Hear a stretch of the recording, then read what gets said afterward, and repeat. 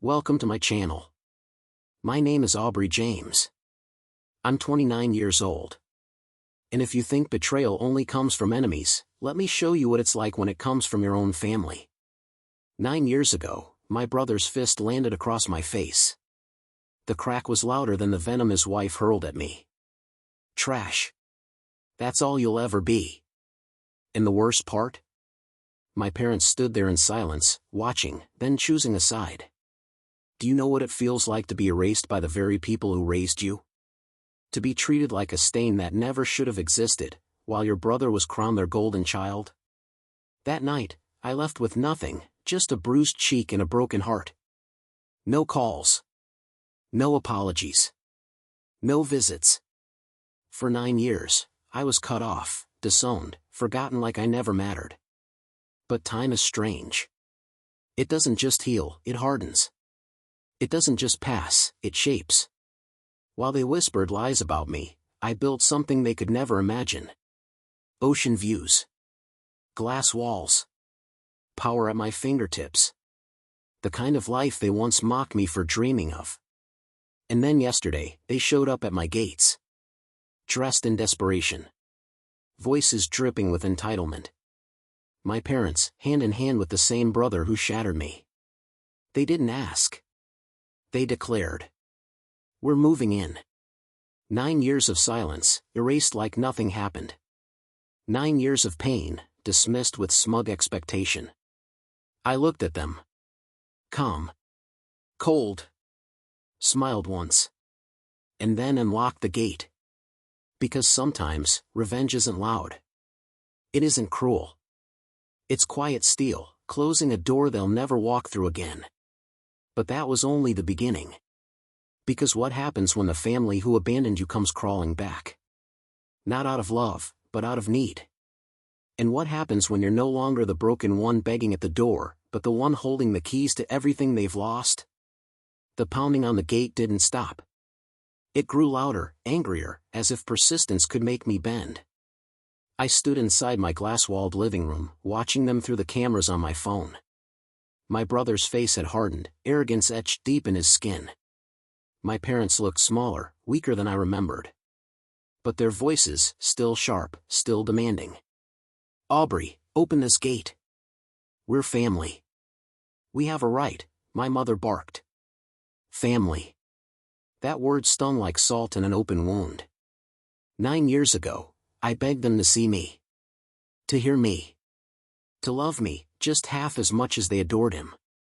Instead, they let him strike me. They let his wife spit on me. They let their silence destroy me. And now, suddenly, they wanted in. I pressed the intercom, my voice steady, sharp as glass. You cut me off. You erased me. Remember?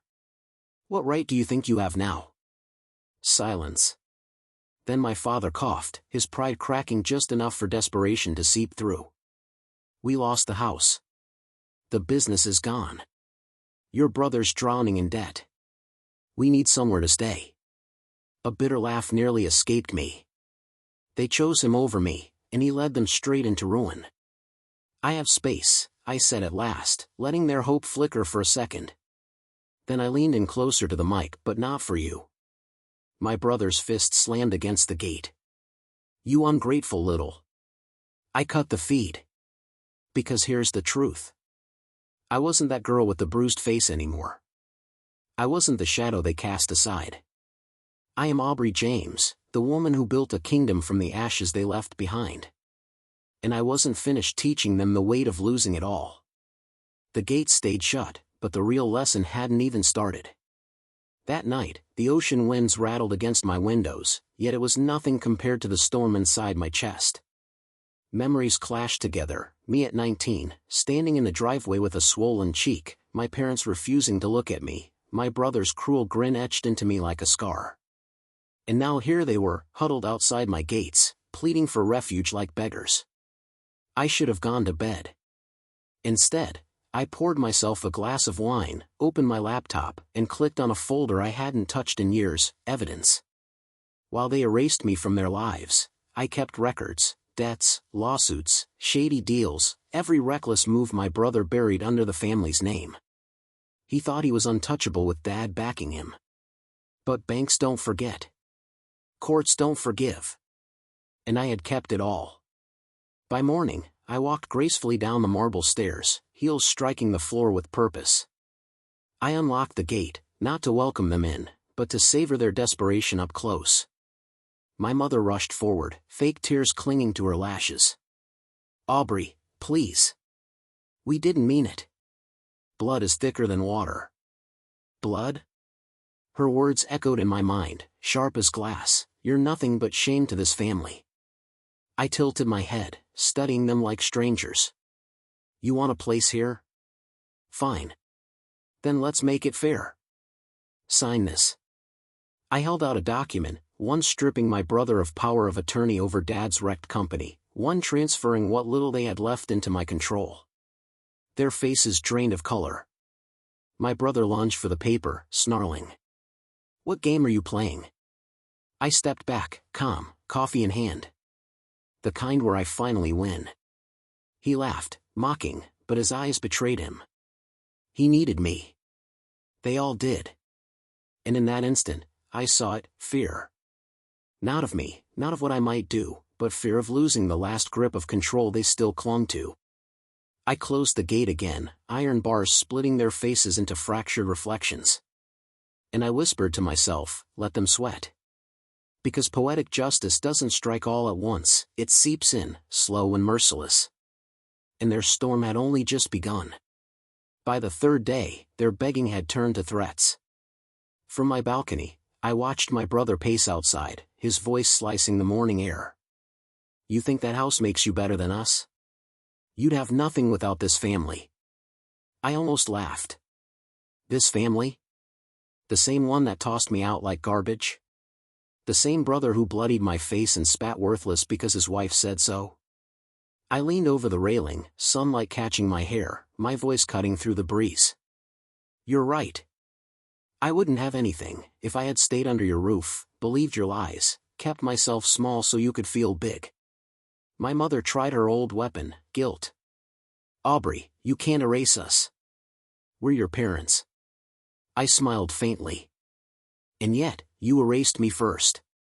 What they didn't know were the calls I'd already made, the quiet deals, the invitations sent to certain old friends of theirs who would be very interested in seeing the truth.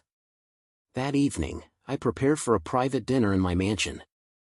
Investors, bankers, and a handful of socialites who once worshipped my parents filled the dining hall. The room shimmered with candlelight and crystal, laughter bouncing off the stone walls. Right on cue, I lit up the wall with a slideshow, the James family legacy.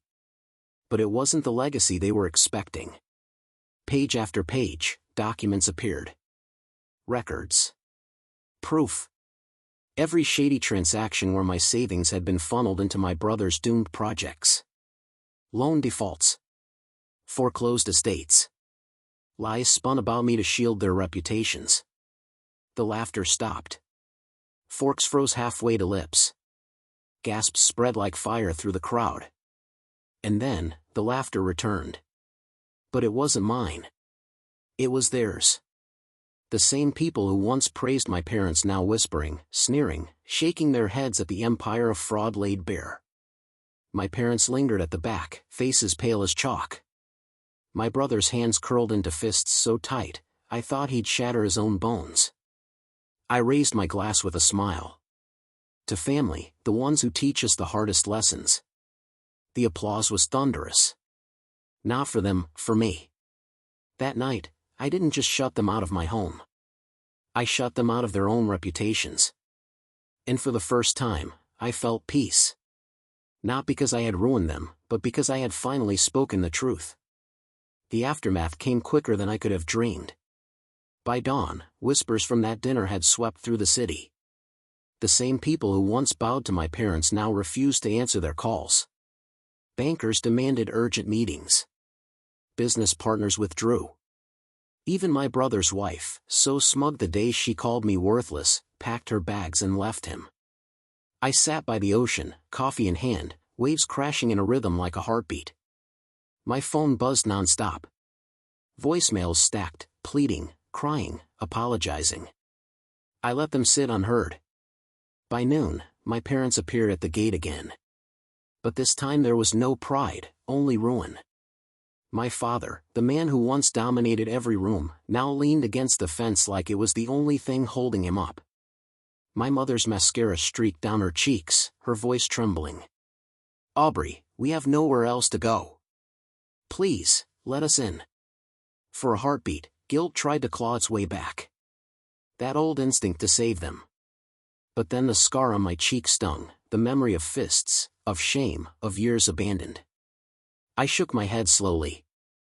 "You made your choice when you chose him over me. All of you did." My brother erupted, slamming the gate. "You think you've won? You'll regret this." But his threats rang empty. His businesses were rubble. His wife was gone. His parents broke. He had nothing left. I stepped down the stone steps, my heels striking sharp against the ground until I stood inches from the gate. I could taste their desperation in the air. 9 years you treated me like dead weight," I whispered. "And now you're begging for scraps at my door." My mother collapsed to her knees. "Please, Aubrey, just one chance." The silence stretched, the waves roaring behind me. I leaned forward, my voice sharp as glass. "One chance. That's all I ever asked for." And with that, I walked away. The lock snapped shut behind me like a judge's gavel. Revenge doesn't always roar, it often comes in a whisper. The next move arrived quicker than expected. Just 3 days later, while I attended a charity gala, a notification lit up my phone. Motion sensors. Gate breach. My heartbeat stayed steady. I'd been waiting for this. Opening the live feed from my cameras, I saw them, my brother, face flushed and wild, dragging bags through the gate. My parents trailed after him, shadows at his side. They thought they could just waltz in, reclaim my home as if it still belonged to them. I didn't rush back. I let them settle in. I let them believe, for a few hours, that they'd won. By morning, I returned with the police beside me. My brother appeared first, bleary-eyed, strutting in one of my silk robes as if it were a crown. He froze. "What the hell are they doing here?" The officer answered before I could. "You're trespassing, sir. This property is legally owned by Miss Aubrey James." My parents stumbled out of the kitchen, clutching mugs of my coffee, faces drained of life. "Aubrey, wait." But I didn't wait. I gestured toward the documents the officers carried, proof of ownership, security footage of their break-in, restraining orders I had already filed. "This isn't your home," I said, my voice like ice. It never was. My mother's mug slipped from her hand, shattering against the marble floor. My father's shoulders collapsed like a puppet with its strings cut. My brother, cornered and furious, lunged at me. The officer's hand moved to his holster instantly. "Step back, sir." He stopped, chest heaving, eyes burning with hatred but hands empty. The police escorted them out, their bags tossed onto the driveway. Neighbors peeked through curtains, phones raised, recording every humiliating second. By the time the gates closed again, everyone knew. The family who once called me worthless now had nowhere to stand. I poured myself a glass of wine, the house finally silent. Not a victory dance. Not gloating. Just release. Because revenge isn't about blood, it's about clarity. And they saw. The quiet after their eviction didn't last. By week's end, the tabloids carried the story, local millionaire rejects family, parents and brother thrown out. But the article didn't cast me as the villain. It told the truth. The bank foreclosures. The unpaid debts. The trail of destruction left by my brother. Calls poured in, from reporters, from former business partners, even from the same so-called friends who once sneered at me as the family disgrace. Now they wanted my side of the story. And I gave it to them, steady, calm, undeniable. Within days, my brother's empire collapsed. Investors vanished. His accounts were frozen. He became nothing but smoke in memory. my parents tried to cling to old connections, but doors shut in their faces. Their once golden reputation crumbled into dust. People murmured about them at every gathering, how they betrayed their own daughter, only to end up pleading at her doorstep. Then came the knock. When I opened the door, they stood there once more. No suitcases this time. No arrogance. Just ruin. My brother's eyes were red, his voice breaking. "Please, Aubrey. I can't. I can't keep sleeping in the car. Just help me get back on track. One loan. I'll pay it back." For the first time in my life, my father's voice cracked. "We were wrong about everything. Please, don't let us fall this low." And my mother, the same woman who once spat the word useless at me, was sobbing so hard she could barely form a sentence. I stood watching them collapse on my porch. For a brief moment, the girl they abandoned 9 years ago stirred within me, whispering that this was the apology I had once longed for. But I wasn't that girl anymore. I stood tall, steady like the tide behind me. "You made sure I knew my place in this family. Now the world knows yours." Their faces fell apart. Hope drained from them. And I closed the door. This time it wasn't the lock that ended it, it was the finality itself. I didn't rejoice when the door clicked shut. No champagne. No laughter. Just silence. The kind of silence I had craved ever since the day my brother's fist split my lip and my parents excused it as discipline. I walked through my oceanfront mansion, sunlight pouring in through glass walls, waves hammering the rocks like an applause I never sought but had finally earned. They thought they had broken me, calling me trash, erasing me from holidays, pretending I was nothing but a blemish. Yet here I stood, on marble floors, creating legacies they could never reach. And them? Stripped of wealth, respect, and dignity, drifting from couch to couch, whispers following like shadows. The very people they once impressed now shaking their heads in pity. The sweetest part wasn't their downfall. It was my peace. I began funding scholarships under my name. I supported shelters. I built a future where every dollar I earned carved out safety for someone who once felt powerless, just like I had. Because revenge isn't about tearing others down, it's about refusing to be torn apart yourself. And still, when I stand on my balcony at night, the wind carrying the scent of salt and freedom, I remember that final moment at my door, my parents' hollow eyes, my brother's trembling voice. The family who once branded me worthless now knows the truth. I was never the stain. I was the fire. And their silence is the only apology I will ever need.